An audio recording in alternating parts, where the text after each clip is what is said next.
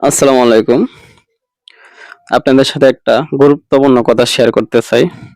সেটা হচ্ছে আজ আমি যখন জুমার নামাজ পড়ার জন্য ওযু করলাম।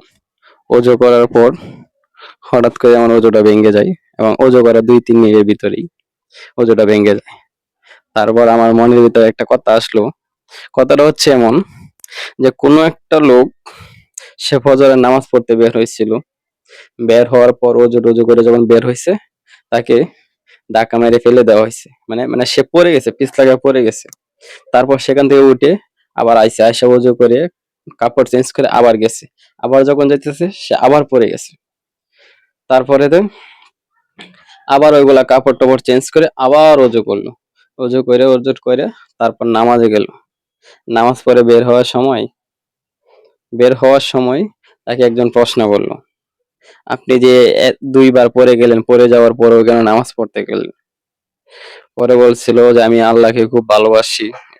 আরো অনেক কিছু বলছিল। তখন সেই লোকটাকে বলল যে, "আপনি কে?" তখন সে উত্তরে বলছিল, "আপনাকে যে ২ বার যে পিছলা খায়া পড়ে গেছিলেন, সেটা হইছে আমি। আমি হইছি গা শয়তান। আমি আপনাকে ফেলে দিয়েছিলাম, যেন আপনি নামাজ পড়তে না পারেন। কিন্তু লাস্ট পর্যন্ত আপনার কাছে আমি হেরে গেলাম।